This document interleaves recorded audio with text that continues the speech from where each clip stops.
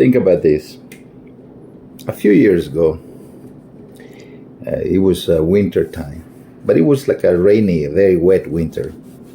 Here in California, it's not like, don't go, it's not an extreme story.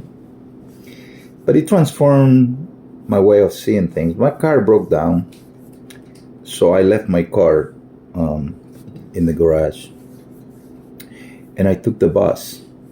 And I remember that I was in the bus stop and not very familiar with the routes, and but it's just one bus that goes by. But I didn't know the routine. So I guess it came like every half hour or so. So we had to stay there in the cold.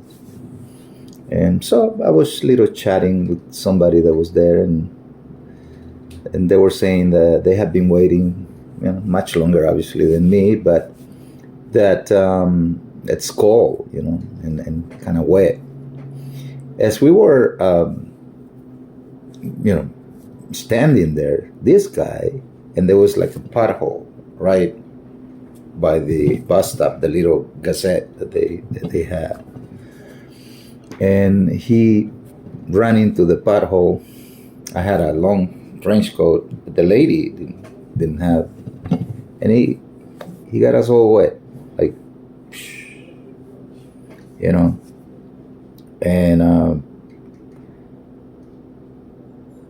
it changed the way I see life at that moment. How sometimes we get in these machines, right, and we become one with the machine. Machines have no feelings. You know that, right? Sometimes we name them, right? So we want to make them more like a pet, like our cars have names. And sometimes the things that we do with them, right? Like, it seems like instead of being the machine more part of us, we become more part of the machine, going faster, not yelling, not letting the elderly sometimes cross peacefully, children not stopping for them. But it changed the way I see my life when I drive, right? And I became, every time I drove a car, I became that person on the bus stop, and I tried to be more civil, to those who perhaps for whatever reason, right, they're not on the roads. Because if we all were the same, right, if we all had cars, we probably wouldn't make it nowhere. So there's a reason why life is the way it is. But sometimes we can be more tender, more humane. And when we are there in the public, right, we are responsible for the well-being of us, right? We can be less reckless and more caring, right? So getting wet on that bus stop, and I felt like the guy did it intentionally for some reason, but it really changed my perception of the way I use machines and the way I engage, when I'm out there. I'm more softer, right? More compassionate, caring.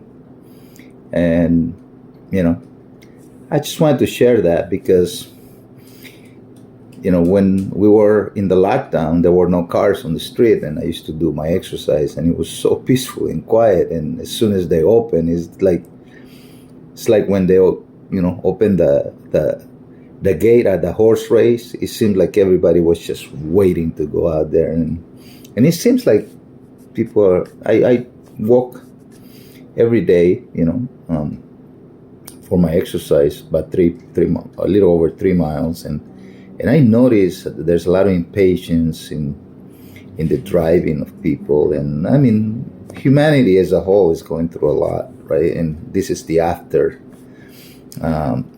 all those circumstances that we were in the last few years. But we need to stop and smell the coffee, stop and smell the roses, take a little break, there's a lot of people out there that They're very important to the whole, to the whole concept of society. The people that do the cleaning, the people that, they take buses a lot of times, and we can be more compassionate, more caring, and, just yield a little bit in life. I guess this is my, I always wanted to tell that little story because it was an experience I never had before, because I felt vulnerable, like I wasn't in my machine, right? And I'm always that guy that yields. I'm the last guy goes into a parking lot, or if I get out first, I make sure I do it with ample time, so I'm not trampling over other people, cutting other people off. I'm not in an urgency to get nowhere.